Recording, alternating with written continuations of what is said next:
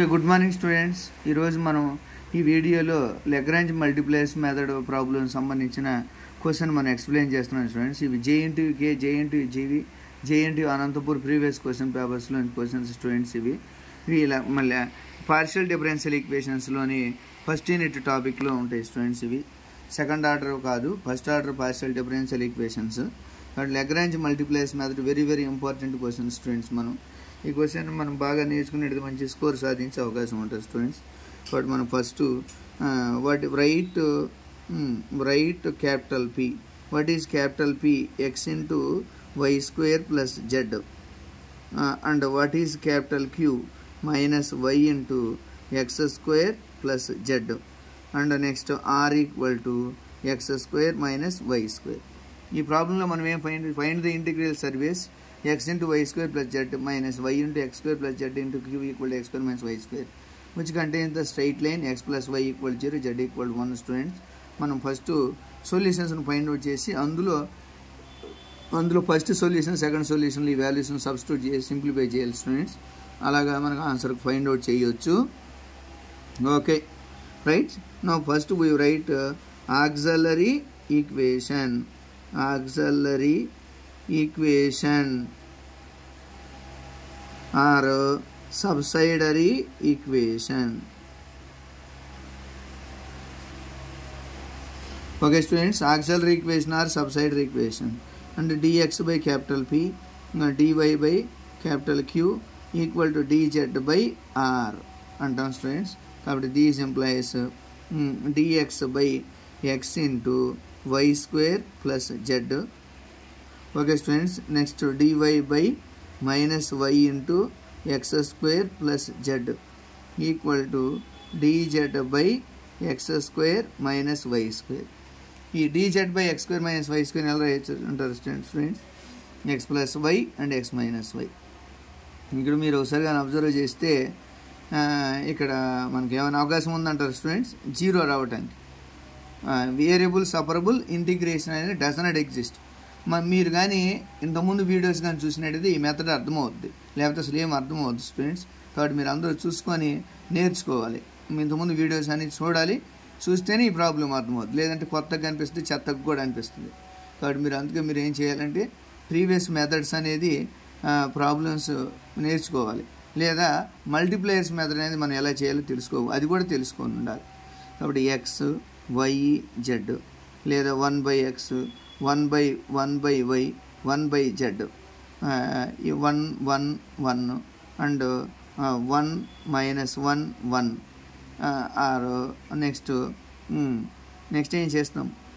1 0 1 లేదా 1 x y 0 లేదా x minus y 0. ఇలా ఈ మూడిట్లో ఇలా ఏ వాల్యూస్ అయినా సరే అప్లై చేయొచ్చు స్టూడెంట్స్ మనము. కాబట్టి 1/x square, 1/y square, 1/z square, ఇలా ఏదో ఒక వాల్యూస్ వస్తుంటాయి. ఈ వాల్యూస్ని యూజ్ చేసుకొని ఈ ప్రాబ్లమ్ సాల్వ్ చేయాలి.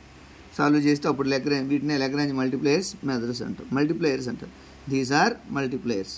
కాబట్టి మనం ఒకసారి ముందు ఈ డినామినేటర్స్ జీరో అవుతుందో లేదా, ఇక్కడ వేరియబుల్ సపరబుల్ ఎగ్జిస్ట్ అవ్వదు. కాబట్టి మనం ఏం చేస్తున్నామంటే ఈ మూడింటిని యాడ్ చేస్తున్నాం స్టూడెంట్స్.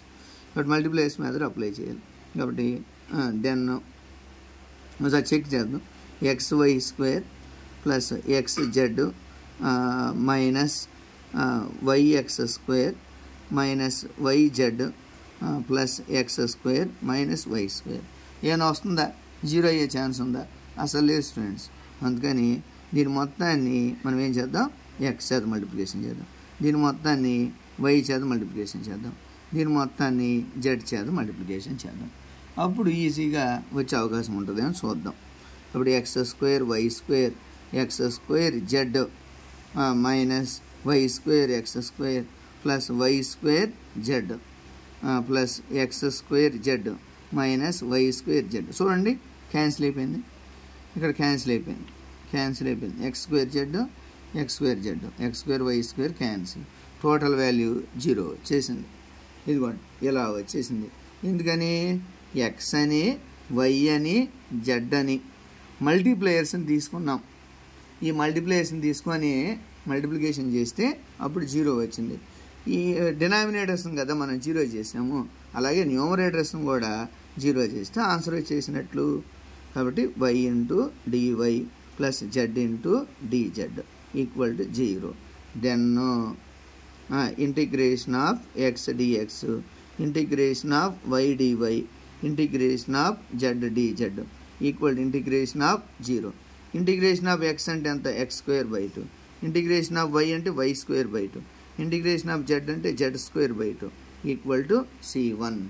దీన్ని ఏమంటాం, ఒక సొల్యూషన్ అంటాం స్టూడెంట్స్. ఇలా మూడిట్లు ఏ వాల్యూ అయినా అప్లై చేయొచ్చు. ఏది అప్లై చేసినా టోటల్గా ఇంటిగ్రేషన్ వేరియబుల్స్ అప్రూవ్ లేదా ఇంటిగ్రేషన్ ఎగ్జిస్ట్ అయ్యి సొల్యూషన్ ఫైండ్ అవుట్ చేయాలి అంతే. ఈసారి ఏం చేస్తాము, ఈసారి మనము 1/x ట్రై చేస్తాం. 1/x ట్రై చేద్దాం స్టూడెంట్స్. 1/x క్యాన్సిల్ చేస్తే 0 వస్తుందని చూద్దాం. కాబట్టి నువ్వు టు ఫైండ్ సెకండ్ సొల్యూషన్,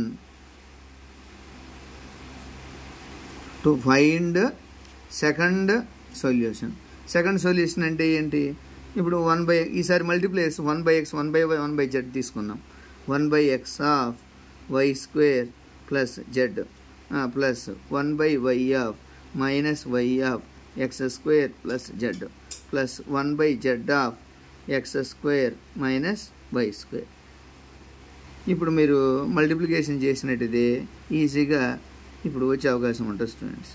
ఇప్పుడు చూడండి, y²/x plus z/x plus minus y/y